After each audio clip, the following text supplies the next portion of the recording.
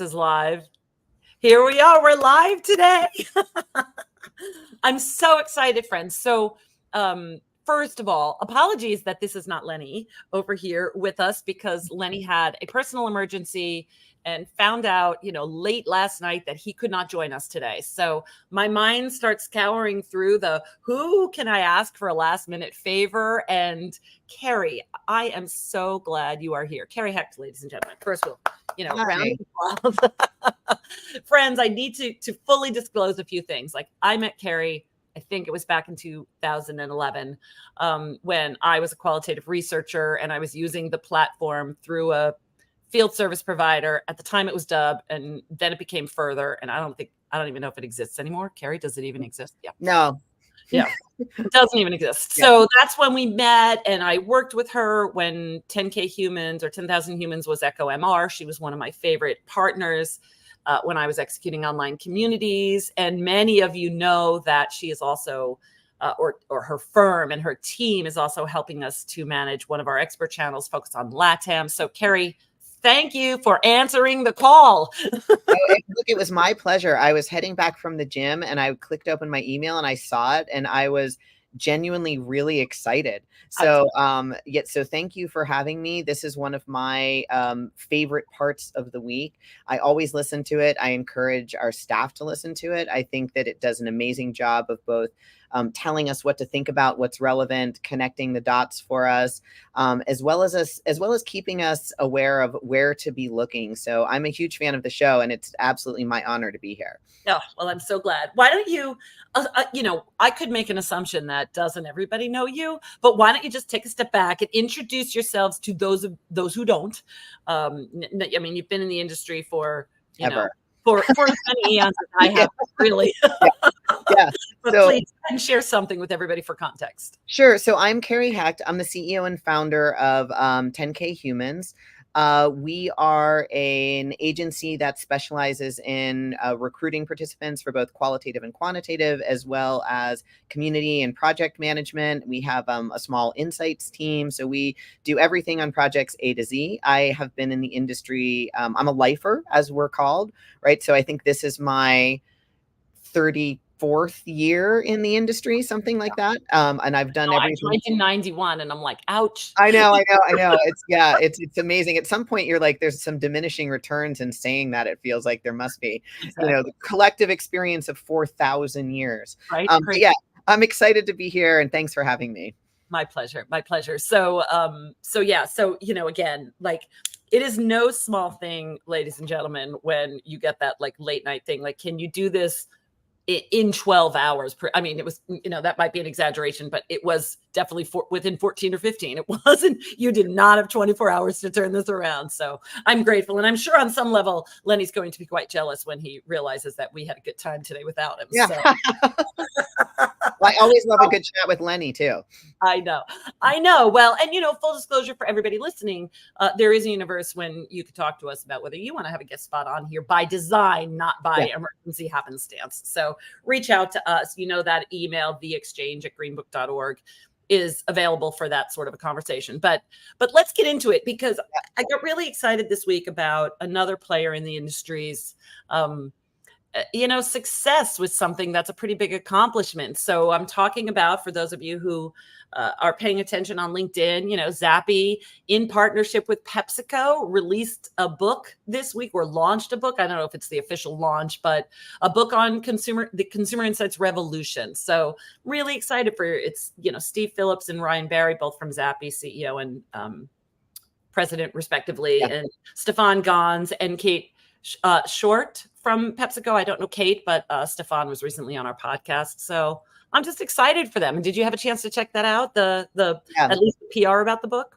I did. Yeah. So I checked out the PR about it. And so let me, in taking the small step back, I'm a fan of everything they do. I think that they have been such a great infusion of enthusiasm and thought leadership in our industry for the past, decade or so.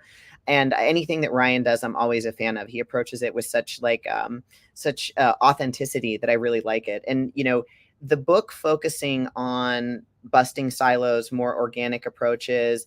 This is something that I'm a huge proponent of. I mean, we've been in the industry long enough to remember when you had qual departments and quant departments, and those things never spoke, even if they were working on the same clients. So I think, having something that focuses on both leveraging the tools that are available in order to synthesize the data across all of the different ways that you would be thinking about and talking about a brand holistically is hugely important and always an important message. Yeah.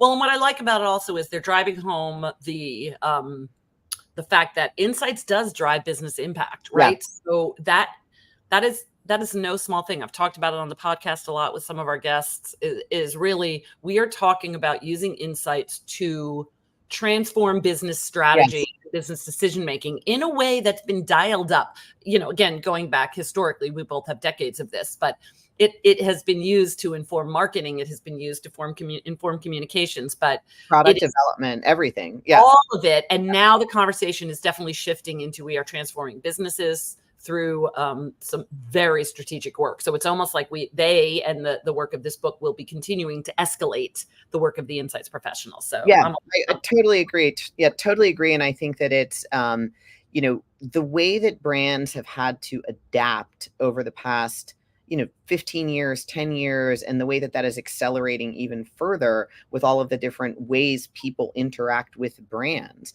I think that keeping this conversation at the forefront is really, really important, whether it is for small brands or big brands.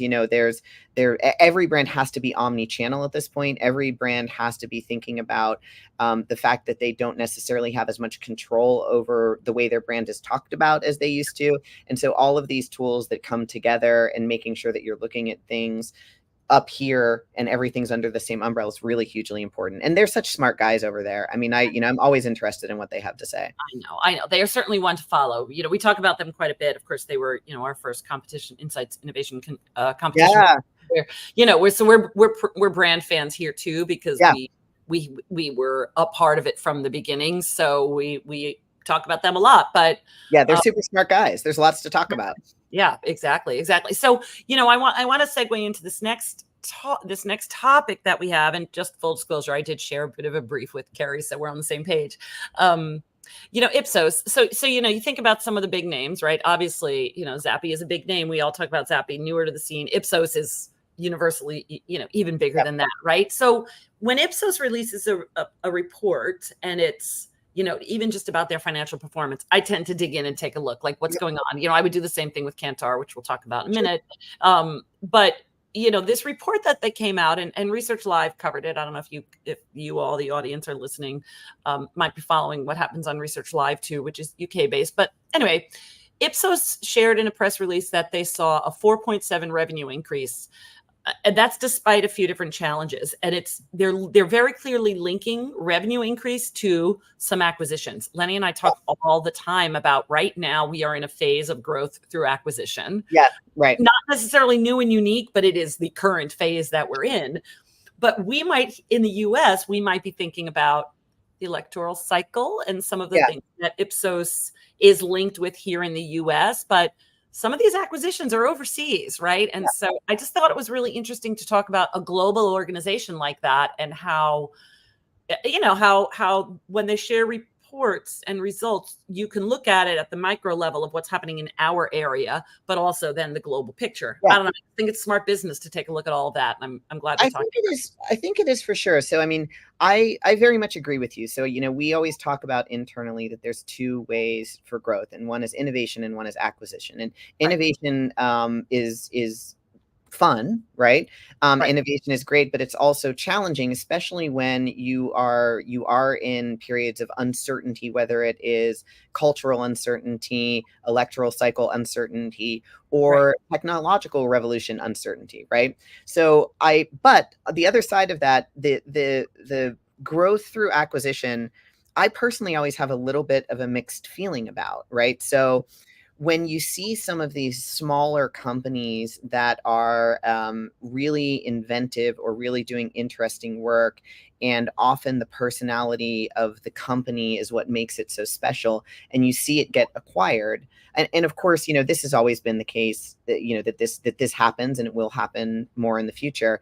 I always feel a little bit of kind of nostalgia, because I think that so much of the real thought leadership comes from some of these smaller companies and dynamic leaders. And when they get incorporated, of course, the bigger company benefits from it. We all still benefit from, there being more money put behind it, et cetera, Right. et cetera. But some of the personality goes away. And I think that's just a natural evolution of that. What I also noticed here in this article was that they were focusing on, so yes, down a little bit in Americas, which probably would not be surprising to any Americans that are watching this, but Right. that the most of the or there was more growth in the Middle East and Africa, and then followed by APAC. And I thought that was really interesting, and definitely one of those things that we all should be paying attention to. And I think as a smaller company, we look for opportunities to be global, and it's always the, trying to make the decision of, do you try to get into the market yourself, or do you partner? But I think if we're smart, we should be looking at what they're looking at, and what those opportunities, because it's not necessarily that the opportunities just play out in those markets, but like what is happening there that we could apply to the way we're thinking about doing business in the markets that we're working in the US, or, in Europe or wherever. So anyway, I think there was a lot of good stuff in there. Yeah, and what's interesting about that last point, and then I'll remember what my other point was going to be. But no, you have nothing to be sorry for. That's just the way. That's what I said. You and I will not have a loss for words. Right. I think I've shared with you on some of our editorial calls for the expert channels, our focus on APAC expert channel. Consistently gets amazing traffic. It is working well with Google search. Colin, who is our representative over there, who kind of, freelances for us in this capacity as host, he is never at a loss for content. We have this great event that we're doing annually, and the content there at that event is very, it's almost like so refreshing, because they are enthused about the insight space. They are there. If you're listening and you haven't been to that APEC event, like, consider putting it on your calendar. You will feel refreshed, because everybody is so happy to learn from one another, whether it's a brand or event. Like, the spirit of it is extraordinary, because it's almost like they were just behind enough that now they are reaching this place in their love of insights field that is a little bit infectious. So, well, there's also the cultural phenomenon of it not, so if you think about, we wrote actually for that one of the expert channels for the Latin American one about the rise of love of Korean popular culture in Central and South America, right? So if you take that even a step further, when you think about the way people are embracing different global phenomenons, or different phenomenons from different regions in the globe, and incorporating it into their own popular culture, is happening at a level and across countries and continents that we haven't seen before. And I think that speaks for why there should be enthusiasm about consumer insights, because there's a lot to learn and a lot to love. Yeah, absolutely. Absolutely. And just going back before we move on, because I do want to get to this next topic, but, you were talking about that innovation versus, expansion and acquisition, and those two different strategies. And I think I have shared before, way back when, shout out once again to Tim Lynch, my husband, when he was at Focus Vision, he wanted to innovate, because he was like, Focus Vision was the coolest back in the day. It was so cool and innovative. The whole idea of, God, you think about it now, it seems like ridiculous. The whole idea of video conferencing was so new, and he loved the innovation behind it. But they had an acquisition strategy, and it meant he wasn't a great fit for that organization anymore. So his career has morphed and changed. And what I think is really interesting about it conceptually for an individual in this industry, it's important to make sure you're aligned with your leadership's ethos around those two things. If you are an innovator, if you love it and you bring it to somebody who does not share that passion, innovation, you're not going to fit in that organization. So it's actually a great thing to understand strategically about the company that you work for. I agree. I totally agree with that, because I do think that the companies that are acquiring through acquisition have remained successful and good for them, but there is, if you think about some of these acquisitions where the products that are now incorporated into the larger brand were so exciting, and perhaps we aren't talking about those in quite the way that we used to. If you think about all of the Decipher and all of the things that were acquired, they used to be these standalone companies and personalities that were the disruptors, that were getting us all excited about all of the new different technologies. And perhaps there isn't quite the same level of enthusiasm around those things, because you don't see them as individual anymore. Right. Because that entrepreneurship that they brought to that table was sort of like people moved on from that same feeling, or the people that were those innovators moved on. Certainly. That was the leaders, right? So they worked through their 3-year clause and. Right. Yeah. Super interesting. Anyway, throw that out there for all of you who are wondering if you're a fit in your current organization. I think that's a good way of thinking about it. I think that's a smart thing to say. Yeah. Well, and I can say that to you because I know that you and I, share that innovation bug, right? You are always innovating your organization, so it makes sense. It's painful sometimes, though. Yeah, I know. I know. I think they said to me here, when I had first started, one of the things they said about Green Book is like they're constantly throwing spaghetti at the wall to see what sticks. Yeah, and I'm like, right. I can live with that. I can too.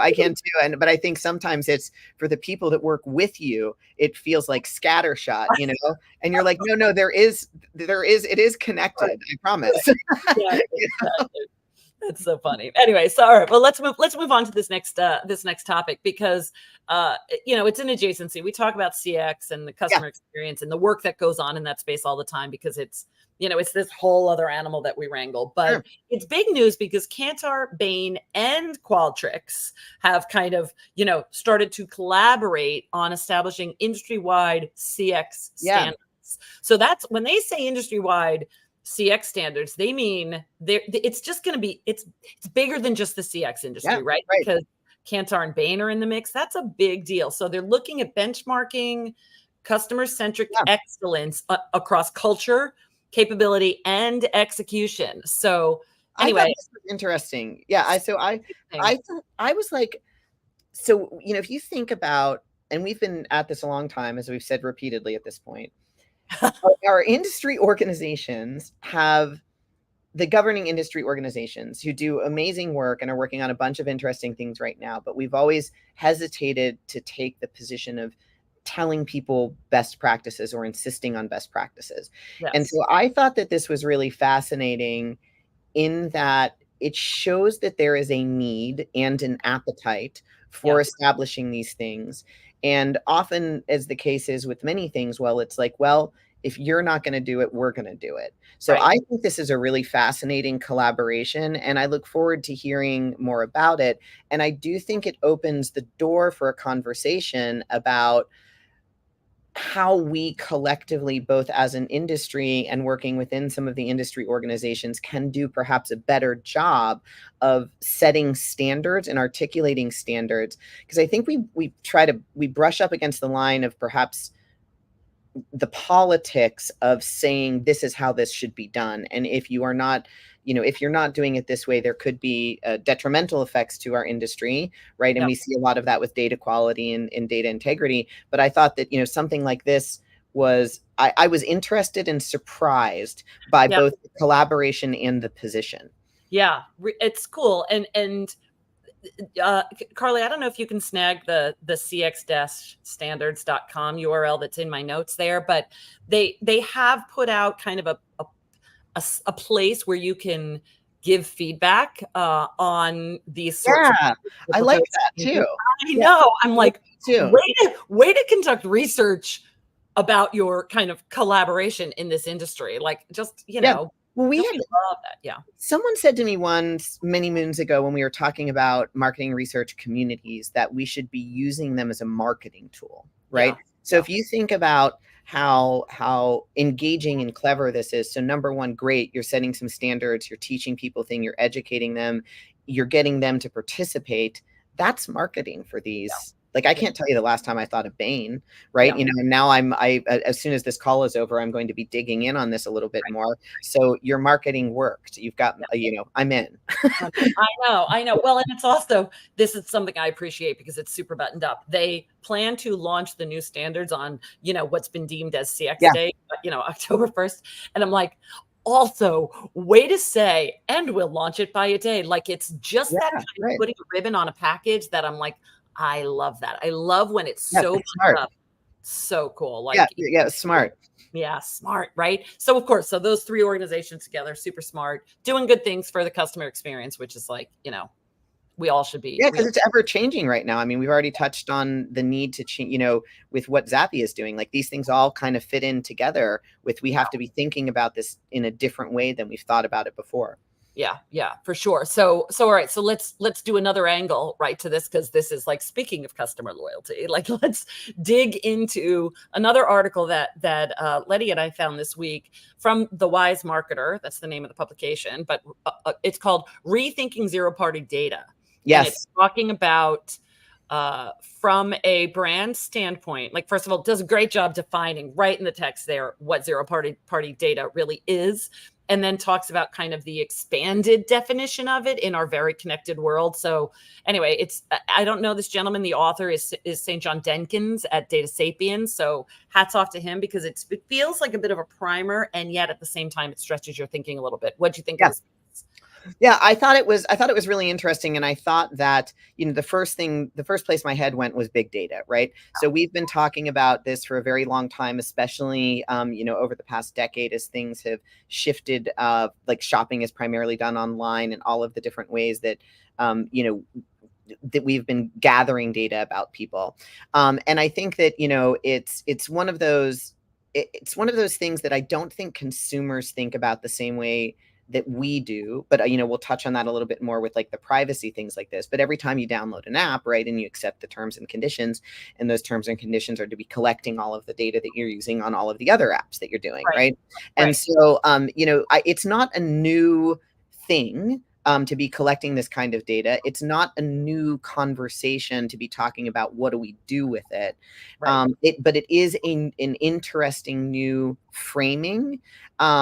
And I'm curious as to where it goes in the next, you know, 6 months or a year, because there is that you know, those conversations that are constantly happening about how people, you know, we should be owning and in charge of the data that is collected and used. Yes, but at the same time, you know, you can't even get through setting up an app on your phone or setting up your phone without accepting terms and conditions that say that data is going to be collected and used. So how much control do we have over it? Are we ever going to really have over it? And, you know, I think everyone on everyone in the world at this point is also very used to having a curated experience, right? You know, I say I want to buy a lamp, and all of a sudden I've got a bunch of lamps that are popping up. And so, you know, we're about to get a bunch of lamp stuff, by the way. Yeah. So I'll text you later and be like, here's my first lamp. Yeah. Yeah. But I think that we're already used to how this has impacted our life in the way that we get algorithmic information, which presumably makes our lives more efficient. So I think there's a lot of different conversations to have around this. Yeah. And I think one of the things that stuck out to me, you know, that the author pointed out in this is how this, you know, all of this data is becoming thought of, to go back to the reframing that you said, as, you know, this strategic asset, that idea that this is, again, all this data is informing decisions at a very high level and informing business strategies at a very high level. Then I think even, you know, when we were first wrangling with how do we even manage all this data? Now we have the processing capabilities. I mean, I remember when we were first talking about big data, and there were some companies out there that would essentially profile you based on your demographic information. And I was like, man, how interesting is it that instead of going through a screener or some of this preliminary work that we can do about personas, or, you know, your customer profiles, that we've already got all of this stuff. And I remember rabbit holing on it and being way down that rabbit hole before I was like, well, this is just a lot of stuff. But now, you know, this kind of fits in with creating synthetic profiles about Yeah. people, and it kind of fits in. Like, there's a lot of different, we could talk for probably 2 days on this alone. Yeah. And I think it'll be interesting to see where we go, how we use it, and it fits in thematically with a lot of the other things that we're talking about here. Yeah, and it's like the tech wasn't. It's like we had the data before the tech could rise to the challenge of wrangling it, and Yeah, now we have the data, and the tech is going right. even further than we imagined. Like it kind of came, met us where we were, and then just took off. Right. Yeah, So right. And there's an accuracy with this stuff too, right? That yeah, that when you are categorizing people based on behavioral data, I mean, that is what we do, yeah, yeah, right? So there's no reason to think that this isn't a good way of moving forward, or a way of moving forward. And it is here. So yeah, yeah. So let's segue into something else that is here, right? You and I already talked about this on the pre-show, friends. So just so you know, there was an announcement this week. It was just shared, a press release. In Context Solutions and MindSpring collaborated to create an immersive learning experience for retail, so blending 3D simulation software, global learning environment. I love Now, it. you might say off the top of your head, you, the listeners, why are we talking about learning environments? But if you aren't paying attention to immersive environments for research purposes, this is the connection for you. It's super cool to think about these environments. Yeah, I mean, I totally agree. And I think that, we've been playing with VR and AR for quite some time, and this is just a natural extension of that. And, so when I read that article, the first thing that I went to is, I'm like, back to this notion of all brands need to be omni-channel, right? And so, if you think about brand experience and, flagship stores and things like this, this gives people the opportunity to extend those really robust brand experiences, bring it into the home, and bring it into, I mean, even if you're talking about learning environments, right? I know we're avoiding politics, but there's a lot of evidence that some of the slack needs to be picked up by corporations, right? As far as how we best move forward through life, and Yeah. I think that having these, you're going to see VR and AR in learning environments. You're going to see that I think even in higher education, or even in, the way that doctors interact with each other and all these different kinds of things. So having it be sponsored by brands, I don't think is anything but like a logical path forward and a logical conclusion to what is happening with the technology that's available. Yeah. It's the whole idea is really cool to me. I've been a fan since we've been talking about it, and this is where I shall shamelessly plug a session at our AI event, which is coming up in October, where there's actually a partnership. A vendor and a brand will be talking about digital twins and the everything around this space. So if you check out that article and your interest is piqued, whether it's about you're a brand looking for retail and you're thinking about how you can apply this to your research or to your, future commerce, check out this session at IIEX It's going to be a partnership with a company called Glimpse, partner in the industry called Glimpse with HubSpot. Cool. So it's going to be very cool technology, and I'm really excited for that particular event. So let's stay with AI for a few minutes. Yeah. Here it's like, see, Kerry, we're already at 28 minutes in, if you can even stand it. Like, we're nowhere near everything we want to talk about, but speaking of AI and new environments, we had a launch from Meta this week for AI Studio, which is you can create your AI chat bots. Super cool, right? And please, there was a lot going on. Apparently, even my son, who has been a kind of resisting getting on the AI bandwagon, could not help but get excited about AI's integration into Instagram, to name one. But what's cool about it is, if you think about these use applications of it, like, okay, I could say you're the social media manager, Carly, say you're in social media for a company. Yeah. Shameless plug for our partner on the sidelines over there. You could create an AI assist for responding to DMs that might come our way, for totally questions, and have it an extension of yourself. So here we are using AI for relationship building through social media strategy. it's cool to think about for a business use case. Oh, for sure. I mean, so the first thing when I read that, the first thing I did was send it to our project management team because, you know, in leveraging social media to find participants, we always have a ton of questions that come through the DMs on this. And it's always been a little bit of a, you know, how do we man this effectively? And so, you know, and I think that they're also really smart to be offering these programs for free, right? So I mean, I think that that's in, you know, if you go into meta certification programs, there's tons of stuff which I think is, you know, that are free learning courses or very low cost learning courses. And I mean, I think that's a brand engagement strategy as well. You know, if you think about people have talked about the relevancy of Facebook and things like this, well, what better way to make you more relevant than make the tools more accessible for the brands that are using and advertising and paying to be on them? So I think it's really smart from a bunch of different perspectives, and we're certainly gonna, you know, dive in there and see what it can do. Yeah. Well, I mean, you know, it feeds back to what we were talking about earlier about the customer experience, right? Like we may not be in the CX industry, but we all are organizations that have customers who have an experience. And, you know, how can we improve the customer experience for our, you know, it streamlines things, right? So like, even if you think about the ability to categorize between you know, positive comment, negative comment, needs assistance, you know, like having that be automated in a way that is slightly nicer than press button 1, press button 2 is a huge boon. And I think that anything that can help us save time, be smarter, and do a better job, I mean, I'm here for it. Yeah, I know. Me too. Me too.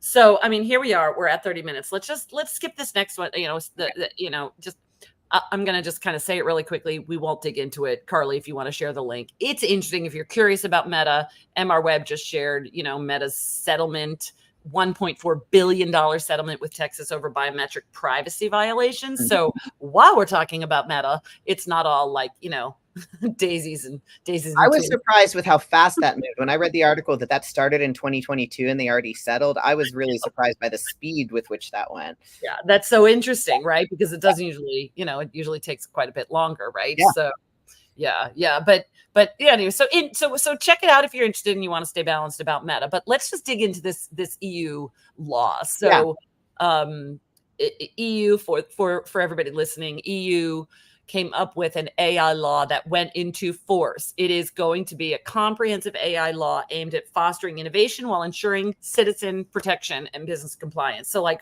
way to go, EU, once again, being ahead of us, you know, here in the US when it comes to consumer protection. So you, before we even got on the show, had a lot of thoughts about this. So I'll let you take it away. Yeah, I mean, I feel like these things are such double-edged swords, right? Because I think that there is, obviously everyone should be for protecting people's data and anonymity and, you know, consequently safety and all of those things. But there is the human component with what we expect. You know, if you are, I had a conversation with a lady who's a cybersecurity specialist, and she was, you know, talking about all of the things that we do very, whether it's facial recognition, thumbprint recognition, you know, all of these different kinds of things in the way that we engage with the technology that we use to make it easier, faster, theoretically more protected. I think that we will continuously be butting up against what people want from a convenience standpoint and what privacy laws are created to protect us kind of from ourselves, right? You know, I mean, like if you're using your biometric stuff on anything, your biometrics are out there, right? And so I think that there's always going to be this push pull between, and it's not, I don't see it as much as what companies want to do versus what companies do, what we become used to comes ingrained in our lives. And then there's privacy standards that are put up to protect us from that. So I just see this as like a really interesting conundrum. Sometimes it scares me to read about this stuff, and, you know, and I feel like it's a little bit beyond what my little brain can wrap my head around. Right. But it's like, we use this stuff. So it'll be, again, always going to be an interesting story to follow. And that's how we do research. And I love the concept of like protecting ourselves from ourselves, because even when we were talking earlier about some of this, like kind of your digital life and unfolding, and, you know, there are some times when I'm like, sure, I'll agree to I'll agree to these cookies or whatever. And then other times I'm like, no, I'm not agreeing to that. And it seems very random. Like I have no idea why I say, sure, you can track my behavior right now. No, you can't track my behavior. It's because you already bought the lamp and you're tired of seeing lamp pictures. You're like, enough. Right. And I find if you think about it from a behavior standpoint, we are not consistent with what we do. Right. We haven't thought about all of this. We haven't. I mean, some people have. I know, there are people in my orbit that have definitely, like, they have a hard, fast rule about all this. Like, these are the people who are like, my kid won't have an iPhone at a young age or whatever. And Tim and I have figured that out as we go along, right? Like we do the best we can in the moment that we're in. We don't necessarily have a grand master plan. And I just think that we are the ones that need protection from ourselves because we don't think that way, because sometimes we're fatigued. So we don't make the same decision as we made the day before or whatever. Well, and even if you think about using your example of giving your kid an iPhone. So, real quickly, I gave my kid an iPhone when they accidentally locked themselves in a bathroom one time and they couldn't reach the light switch. And I was like, you need a flashlight with you all the time. Right. And so, but my kid has a very low digital footprint. My kid, which is what I would encourage any young person, because once it's on there, it's on there. And once it's out there, it's out there. But not every kid is wired like mine is, right? So if you've got and I'm an oversharer. So if you've got an oversharer on your hands, that could be a disaster for your 30-year-old self when you're 15.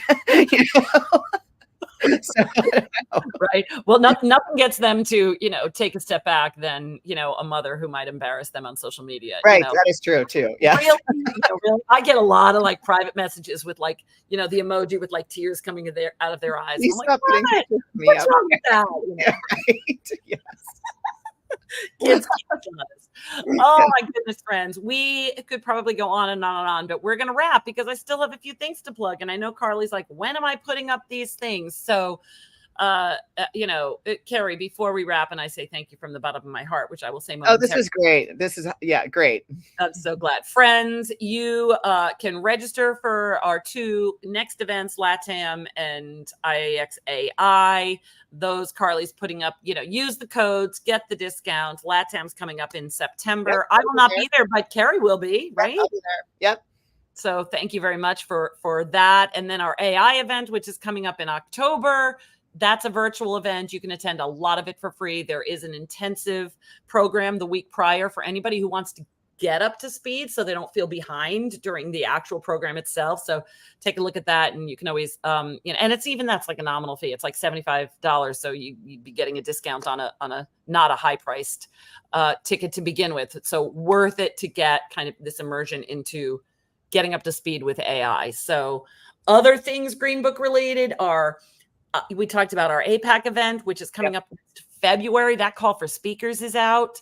Before you know it, we're going to be like doing the same for North America and Europe. So, never a dull moment, but know that our APAC call for speakers is live. And of course, you all probably know already that the Grit survey is still live right now. I think it's still being fielded. So you can certainly participate in that and do us that solid. Kerry, any shameless plugs on your end that I was just going to say, I feel so strongly about the Grit report. I'm like, take the survey. That was going to be my shameless plug. Yeah. Oh, good. I'm so glad. See, that's so supportive. Thank you so much. Yeah. I mean, really, it serves the industry. That's our intention for that, is we learn a lot from it. And then we share out what we learn because we want to be in service to the industry. That's important to all of us. So yes. Anyway. So, friends, that's our show for today. Kerry, thank you so much for being having me. I think you'll be back. That would be my best guess. I would hope so. Yeah, I love these chats always. Good. Well, I appreciate you being here, and everybody else, I appreciate you listening and tuning in. Carly, thanks for all you do as well. And I guess everybody have a great weekend. Enjoy the first weekend of August. Yes. Thanks, guys. All right. Bye, everybody.